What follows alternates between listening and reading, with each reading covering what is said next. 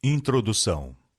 Este volume trata de assuntos da história bíblica, assuntos que em si mesmos não são novos, mas apresentados aqui de um modo que lhes dá nova significação, revelando motivos de ação, mostrando o importante propósito de certos movimentos e realçando alguns aspectos que são apenas mencionados sucintamente na Bíblia. As cenas têm assim uma vividez e importância que tendem a causar impressões recentes e duradouras. É lançada tal luz sobre o relato bíblico que revele mais cabalmente o caráter e os desígnios de Deus, manifeste os ardis de Satanás e a forma pela qual será finalmente destruído o seu poder. Aponte a debilidade do coração humano e mostre como a graça de Deus tem habilitado os homens a serem vitoriosos na batalha contra o mal. Tudo isso está em harmonia com o que Deus tem demonstrado ser o seu propósito ao desdobrar as verdades de sua palavra para os seres humanos. Percebe-se que o meio pelo qual têm sido dadas essas revelações, ao ser testado pelas Escrituras, é um dos métodos que Deus ainda utiliza para dar instruções aos filhos dos homens. Conquanto agora não seja como no princípio, quando o homem, em sua santidade e inocência, recebia instruções pessoais do seu Criador, os seres humanos não são deixados sem um mestre divino que Deus proveu na pessoa de seu representante. Ouvimos, portanto, o apóstolo Paulo declarar que determinada iluminação divina constitui o privilégio dos seguidores de Cristo e que eles são iluminados ao se tornarem participantes do Espírito Santo. Hebreus capítulo 10, verso 32 e capítulo 6, verso 4. João também afirma: Vós possuís unção que vem do Santo. 1 São João capítulo 2, verso 20. E Cristo prometeu aos discípulos, ao estar prestes a deixá-los, que lhes enviaria o Espírito Santo como consolador e guia, para conduzi-los a toda a verdade. São João capítulo 14, versos 16 e 26. Para mostrar como essa promessa se cumpriria para a Igreja, o apóstolo Paulo, em duas de suas epístolas, faz a declaração formal de que certos dons do Espírito foram colocados na Igreja para sua edificação e instrução até o tempo do fim. 1 Coríntios capítulo 12, Efésios capítulo 4, versos 8 a 13, São Mateus capítulo 28, verso 20. E isto não é tudo. Diversas profecias bem definidas e explícitas declaram que nos últimos dias haverá um derramamento especial do Espírito Santo e que a Igreja, por ocasião do aparecimento de Cristo, terá tido, durante sua experiência final, o testemunho de Jesus, que é o Espírito de profecia. Atos, capítulo 2, versos 17 a 20 e verso 39. 1 Coríntios, capítulo 1, verso 7, e Apocalipse, capítulo 12, verso 17, capítulo 19, verso 10. Vemos nestes fatos uma evidência do cuidado e do amor de Deus por seu povo, pois a presença do Espírito Santo, como consolador, mestre e guia, tanto nos seus métodos de atuação ordinários como extraordinários, certamente é necessária à Igreja, ao enfrentar os perigos dos últimos dias, mais do que em qualquer outra parte de sua experiência. As Escrituras apontam para diversos meios pelos quais o Espírito Santo operaria no coração e na mente dos homens para iluminar-lhes o entendimento e guiar-lhes os passos. Entre estes, encontram-se as visões e os sonhos. Seria deste modo que Deus ainda se comunicaria com os seres humanos. Eis a sua promessa a este respeito. Ouve agora as minhas palavras. Se entre vós há profeta, eu, o Senhor, em visão a ele me faço conhecer, ou falo com ele em sonhos. Números capítulo 12, verso 6. Desse modo foi transmitido o conhecimento sobrenatural a Balaão. Ele disse, portanto, palavra de Balaão, filho de Beor, palavra do homem de olhos abertos, palavra daquele que ouve os ditos de Deus e sabe a ciência do Altíssimo, daquele que tem a visão do Todo-Poderoso e prostra-se, porém, de olhos abertos. Números capítulo 24, versos 15 e 16. Investigar o testemunho das Escrituras acerca da amplitude com que o Senhor tensionava que o Espírito Santo se manifestasse na Igreja durante o período de prova dos seres humanos constitui, portanto, uma questão de grande importância.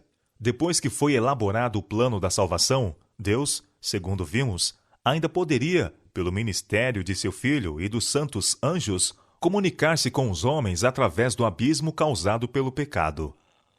Algumas vezes ele falou-lhes face a face, como no caso de Moisés, mas, com mais frequência, por meio de sonhos e visões. Exemplos dessa comunicação se destacam por toda a parte do registro sagrado e abrangem todas as dispensações. Enoque, o sétimo depois de Adão, olhou antecipadamente, pelo espírito de profecia, para o segundo advento de Cristo em poder e glória e exclamou: Olhem, o Senhor virá com muitos milhares dos seus anjos. São Judas, verso 14.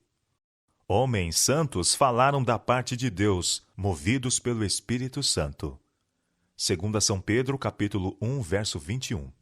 Se por vezes, quando declinava a espiritualidade do povo, a atuação do espírito de profecia quase parecia haver desaparecido, ela assinalou, porém, todas as grandes crises na experiência da Igreja e as épocas que testemunharam a mudança de uma dispensação para outra. Ao chegar à era que se distinguiu pela encarnação de Cristo, o pai de João Batista ficou repleto do Espírito Santo e profetizou. A Simeão foi revelado que, antes de morrer, ele veria o Senhor. E quando os pais de Jesus o levaram ao templo para a dedicação, Simeão foi ao templo, movido pelo Espírito, tomou o menino nos braços e profetizou algo a seu respeito. E Ana, uma profetisa, chegando naquele momento, falava dele a todos os que esperavam a redenção em Jerusalém. São Lucas capítulo 2, versos 26 e 36. O derramamento do Espírito Santo que acompanharia a pregação do Evangelho pelos seguidores de Cristo foi anunciado pelo profeta nestas palavras: E acontecerá depois que derramarei o meu Espírito sobre toda a carne. Vossos filhos e vossas filhas profetizarão. Vossos velhos sonharão, e vossos jovens terão visões. Até sobre os servos e sobre as servas derramarei o meu Espírito naqueles dias. Mostrarei prodígios no céu e na terra, sangue, fogo e colunas de fumo. O sol se converterá em trevas, e a lua em sangue, antes que venha o grande e terrível dia do Senhor. Joel capítulo 2, versos 28 a 31. No dia de Pentecostes, Pedro citou esta profecia na explicação da maravilhosa cena que ocorreu então. Línguas repartidas como de fogo pousaram sobre cada um dos discípulos. Eles ficaram cheios do Espírito Santo e passaram a falar em outras línguas. Quando os escarnecedores disseram que eles estavam embriagados, Pedro respondeu: Estes homens não estão embriagados, como vindes pensando, sendo esta a 3ª hora do dia. Mas o que ocorre é o que foi dito por intermédio do profeta Joel. Então ele citou, em essência, a profecia de Joel transcrita mais acima, substituindo, porém, a palavra depois por nos últimos dias, e fazendo com que a profecia dissesse o seguinte: E acontecerá nos últimos dias, diz o Senhor, que derramarei do meu Espírito sobre toda a carne. É evidente que foi somente a parte da profecia relacionada com o derramamento do Espírito Santo que começou a cumprir-se naquele dia, pois não havia velhos sonhando ali, nem jovens tendo visões e profetizando, e não apareceram então prodígios de sangue e fogo e colunas de fumo. O sol não se escureceu e a lua não ficou vermelha como sangue naquela ocasião. Contudo, o que foi visto ali ocorreu em cumprimento da profecia de Joel. Outro sim, é evidente que essa parte da profecia, a respeito do derramamento do Espírito, não se exauriu naquela única manifestação, pois a profecia abrange todos os dias, daquele tempo em diante, até a vinda do grande dia do Senhor. O dia de Pentecostes constitui, porém, o cumprimento de outras profecias, além da de Joel. Ele cumpriu também as próprias palavras de Cristo. Em sua última mensagem aos discípulos, antes da crucifixão, Jesus lhes disse: Eu rogarei ao Pai, e ele vos dará outro Consolador, o Espírito da Verdade. São João capítulo 14, versos 16 e 17. Mas o Consolador, o Espírito Santo, a quem o Pai enviará em meu nome, esse vos ensinará todas as coisas. São João capítulo 14, verso 26. Quando, porém, vier o Espírito da Verdade, ele vos guiará toda a verdade. São João capítulo 16, verso 13. E depois que ressuscitou dentre os mortos, Cristo disse aos discípulos: Eis que envio sobre vós a promessa de meu Pai. Permanecei, pois, na cidade, até que do alto sejais revestidos de poder. São Lucas capítulo 24, verso 49. No dia de Pentecostes, os discípulos foram, portanto, revestidos do poder do alto. Essa promessa de Cristo, assim como a profecia de Joel, não se restringiu, porém, àquela ocasião, pois ele lhes deu a mesma promessa sob outra forma, assegurando-lhes que estaria com eles todos os dias, até o fim do mundo. São Mateus capítulo 28, verso 20. Marcos nos diz em que sentido e de que maneira o Senhor estaria com eles, afirmando: E eles, tendo partido, pregaram em toda a parte, cooperando com eles o Senhor, e confirmando a palavra por meio de sinais que se seguiam. São Marcos capítulo 16, verso 20. E Pedro, no dia de Pentecostes, comprovou a perpetuidade dessa atuação do Espírito Santo, testemunhada por eles. Quando os judeus, convictos, perguntaram aos apóstolos: Que faremos? Pedro respondeu: Arrependei-vos, e cada um de vós seja batizado em nome de Jesus Cristo para a remissão dos vossos pecados, e recebereis o dom do Espírito Santo. Pois para vós outros é a promessa, para vossos filhos e para todos os que ainda estão longe, isto é, para quantos o Senhor nosso Deus chamar. Atos capítulo 2, versos 37 a 39. Isto certamente confirma a atuação do Espírito Santo na Igreja, mesmo em suas manifestações especiais por todo o tempo futuro. Enquanto a misericórdia divina convidar as pessoas a aceitarem o compassivo amor de Cristo.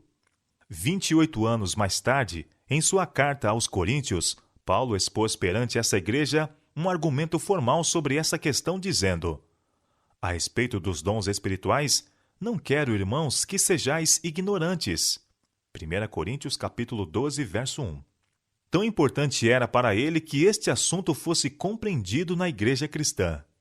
Depois de afirmar que, embora o Espírito seja um, há diversidades de realizações, e explicar quais são essas diversidades, ele apresenta a figura do corpo humano, com os seus vários membros, para mostrar como a igreja se compõe de diversos dons e funções.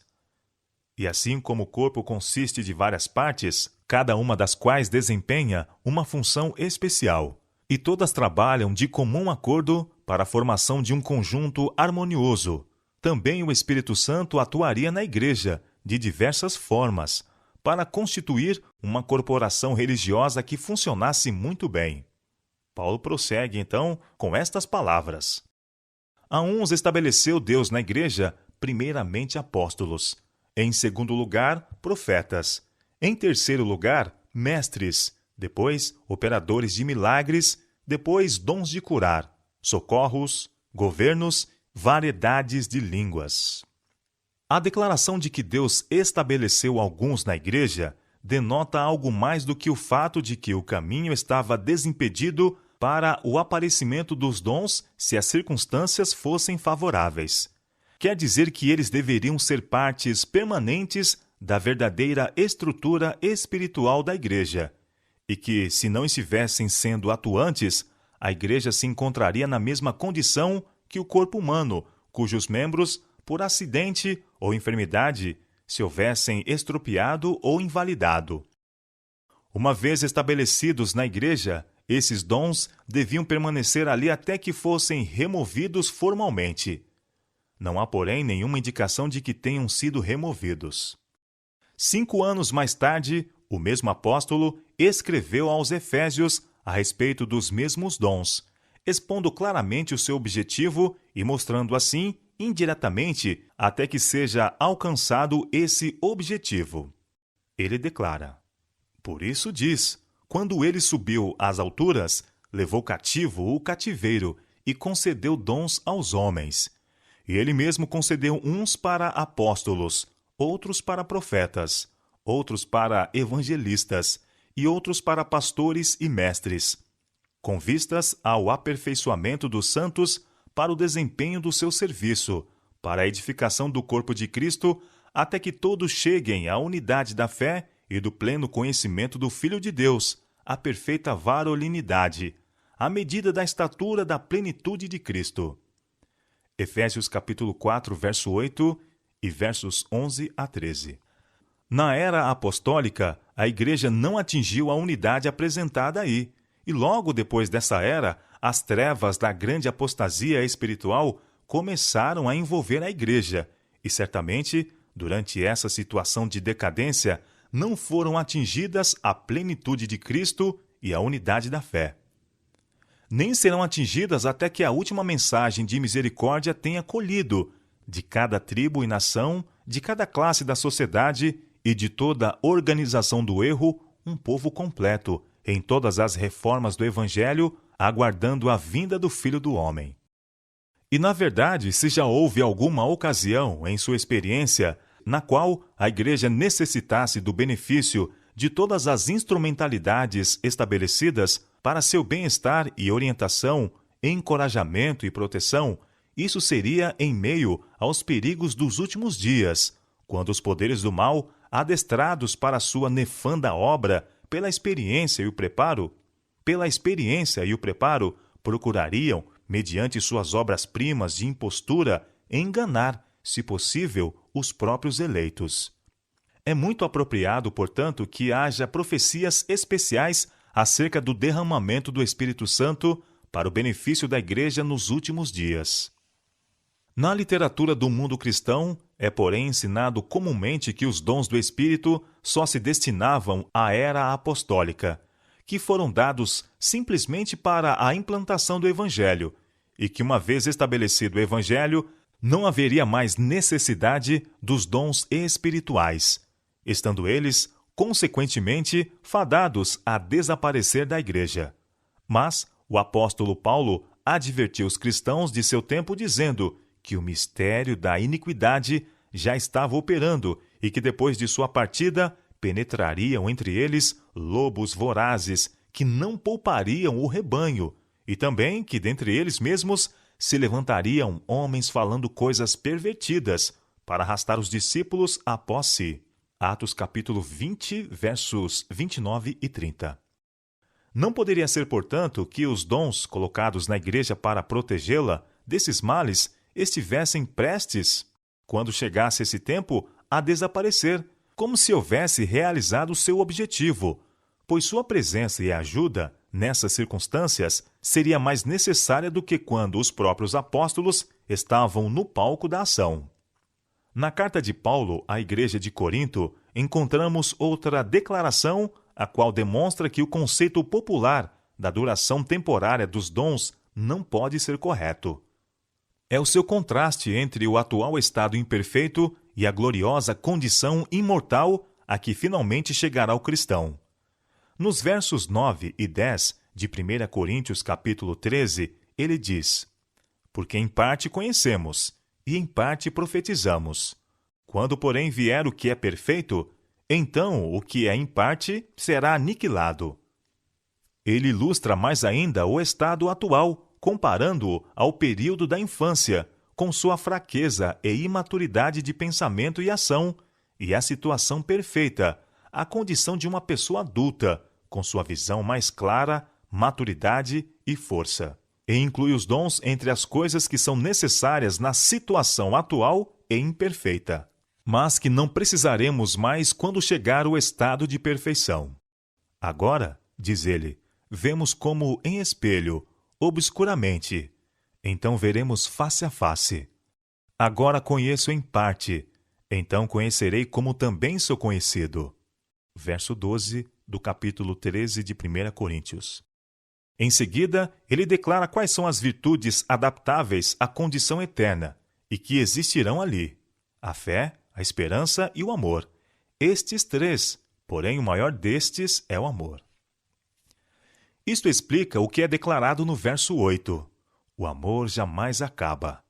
Isto é, a virtude celestial do amor durará para sempre. Ele é a suprema glória da futura condição imortal dos seres humanos. Mas, havendo profecias, desaparecerão. Chegará o tempo em que as profecias não serão mais necessárias, e o dom de profecia, como um dos meios de ajuda na igreja, deixará de ser exercido. Havendo línguas, cessarão. Isto é, o dom de línguas não terá mais utilidade. Havendo ciência, passará.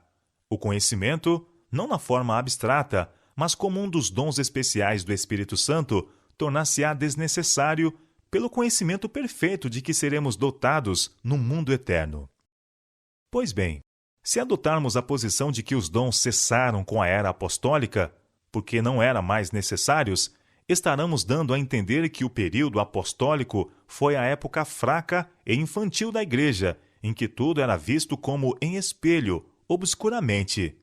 Mas a época que se seguiu, na qual apareceriam lobos vorazes que não perdoariam o rebanho, e em que, até mesmo na igreja, se levantariam homens falando coisas pervertidas para atrair discípulos após si, foi um período de perfeita luz e conhecimento, no qual desaparecera o conhecimento imperfeito, pueril e obscurecido dos tempos apostólicos. Pois importa lembrar que os dons só cessam quando é atingido um estado de perfeição, porque isso faz com que não sejam mais necessários. No entanto, ninguém, em seu juízo perfeito, poderá manter, nem que seja por um momento, o conceito de que a era apostólica foi inferior, em elevação espiritual, a qualquer período posterior. E se os dons foram necessários naquele tempo, certamente são necessários agora.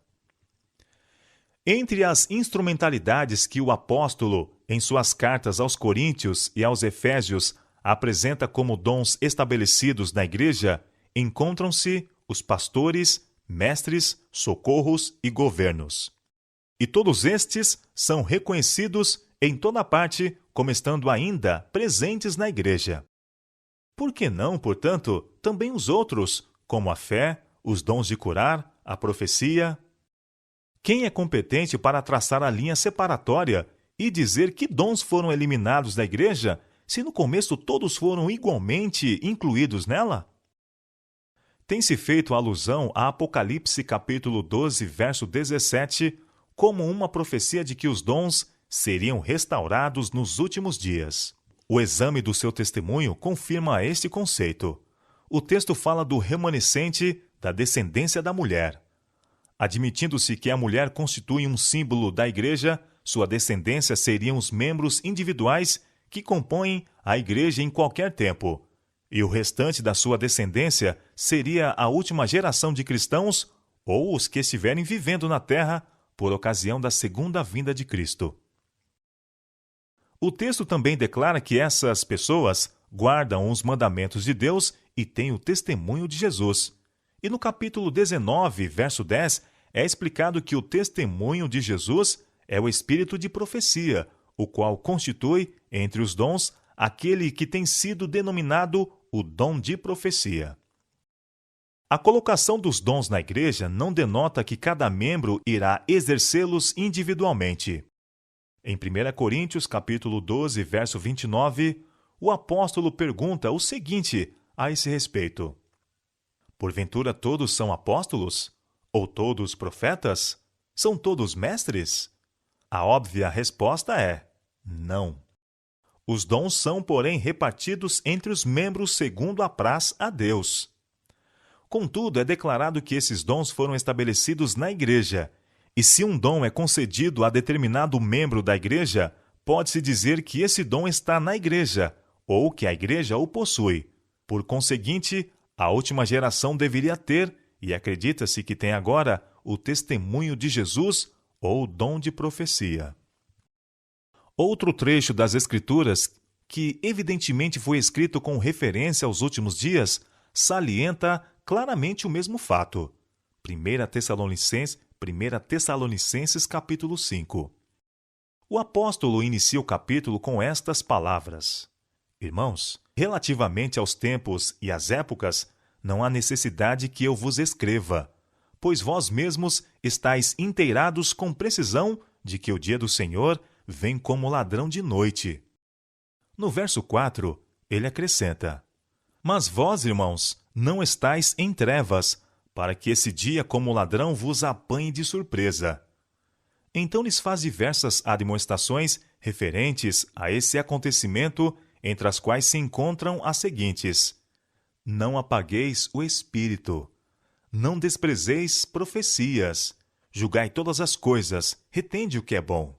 Versos 19 a 21. E no verso 23, ele ora para que aqueles mesmos que assim tivessem de lidar com profecias fossem conservados íntegros e irrepreensíveis na vinda do Senhor.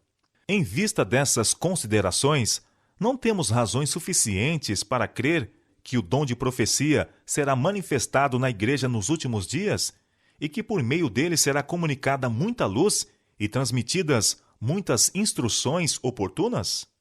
Todas as coisas devem ser tratadas de acordo com a regra do apóstolo: julgai ou examinai todas as coisas, retende o que é bom, e ser provadas pela norma do Salvador.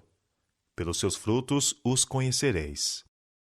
Apelando para essa norma em favor do que se apresenta como uma manifestação do dom de profecia, recomendamos este volume à consideração dos que creem que a Bíblia é a palavra de Deus e que a Igreja constitui o corpo do qual Cristo é a cabeça.